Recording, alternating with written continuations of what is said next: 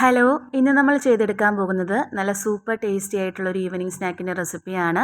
സംഭവം നല്ല ഹെൽത്തിയാണ് കേട്ടോ. അപ്പോൾ ഇതെങ്ങനെയാണ് തയ്യാറാക്കുന്നതെന്ന് നോക്കാം. ആദ്യം ഒരു ബൗൾ എടുക്കുക, അതിലേക്ക് 1 കപ്പ് റവ ഇട്ട് കൊടുക്കുക. നമ്മൾ ഏത് കപ്പിലാണോ റവ അളന്നെടുത്തത് അതേ കപ്പിൽ തന്നെ 2 കപ്പ് അളവിൽ തേങ്ങാപ്പാലും കൂടെ ചേർത്ത് കൊടുക്കുക. എന്നിട്ട് സ്പൂൺ വെച്ച് നല്ലതുപോലെ നമുക്കൊന്ന് മിക്സ് ചെയ്തെടുക്കണം. നല്ല രീതിയിൽ റവയും തേങ്ങാപ്പാലും കൂടെ മിക്സായി വരണം. നല്ലതുപോലെ മിക്സ് ചെയ്തെടുത്തതിന് ശേഷം നമുക്കിത് അടച്ച് വെച്ച് ഒരു 20 മിനിറ്റ് നേരം നമുക്കൊന്ന് സോക്ക് ചെയ്യാൻ വെക്കാവുന്നതാണ്.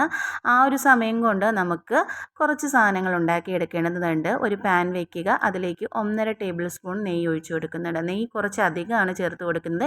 എന്തിനാണെന്ന് വഴിയെ പറയാം.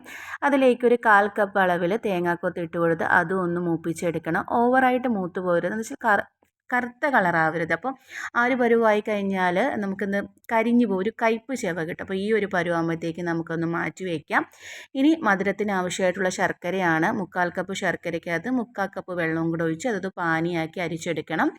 അപ്പോൾ അത് ഞാൻ പ്രത്യേകിച്ച് കാണിക്കേണ്ട കാര്യമില്ലല്ലോ. അപ്പോൾ ഏകദേശം 20 മിനിറ്റ് കഴിഞ്ഞിട്ടുണ്ട്. അപ്പം നമ്മുടെ തേങ്ങാപ്പാലിന് റവ നന്നായിട്ട് സോക്കായിട്ട് വന്നിട്ടുണ്ട്. ഇനി ഇതിലേക്ക് നമ്മൾ നേരത്തെ പാനിയാക്കി വെച്ചിരിക്കുന്ന ശർക്കര പാനിയും കൂടെ ചേർത്ത് കൊടുക്കുക. നല്ലതുപോലെ മിക്സ് ചെയ്തെടുക്കുക. കൂടാതെ തന്നെ മധുരം ഒന്ന് ബാലൻസ് ചെയ്യുന്നതിന് വേണ്ടി നമ്മളതിലേക്ക് 1/4 ടീസ്പൂൺ ഉപ്പും കൂടെ ചേർത്ത് കൊടുക്കുന്നുണ്ട്.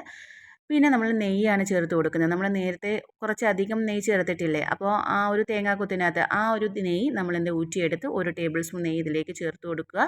പിന്നെ കൂടാതെ തന്നെ കുറച്ച് തേങ്ങാക്കൊത്ത് കുറച്ച് നമുക്ക് മാറ്റി വെക്കണം.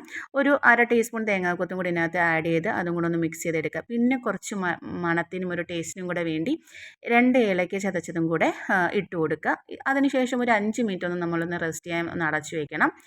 ഇനി ചേർത്ത് കൊടുക്കേണ്ടുന്നത് നമുക്ക് അരിപ്പൊടിയാണ് കേട്ടോ. അപ്പോൾ അരിപ്പൊടി കയ്യിലില്ലെങ്കിൽ ഗോതമ്പ് മാവായാലും കുഴപ്പമൊന്നുമില്ല കേട്ടോ. 2 വലിയ ടേബിൾ സ്പൂൺ അരിപ്പൊടി ചേർത്ത് തൊട്ട് നല്ലതുപോലെ കട്ടകളൊന്നും ഇല്ലാതെ തന്നെ നമ്മളൊന്ന് മിക്സ് ചെയ്തെടുക്കണം. ഇനി നമ്മൾ നേരത്തെ നെയ്യിൽ തേങ്ങാക്കൊത്ത് വറുത്തെടുത്ത അതേ പാനിൽ തന്നെ അതിൽ നെയ്യിലെ അംശം ഉണ്ടല്ലോ, നമ്മുടെ ഈ ബാറ്റർ ഒഴിച്ചു കൊടുത്ത് നമുക്കൊന്ന് വേവിച്ചെടുക്കണം.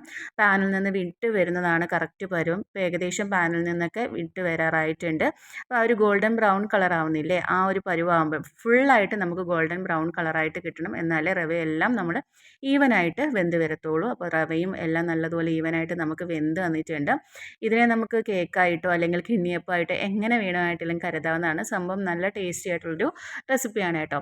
ഇനി ഒരു കേക്കിൻ്റെ മോൾഡ് എടുക്കുക, അതിലേക്ക് കുറച്ച് വെളുത്തുള്ള നേരത്തെ നമ്മൾ മാറ്റി വെച്ച തേങ്ങാക്കൊത്തും കൂടി ഇട്ട് കൊടുത്ത് നമ്മളുടെ ഈ ഒരു ഡഫ് ചൂടോട് കൂടി തന്നെ നമ്മളിതിലേക്ക് ഇട്ട് കൊടുക്കണം. എന്നാലേ നമുക്ക് കറക്റ്റ് ഒരു ഷേപ്പിലാക്കി എടുക്കാൻ പറ്റും.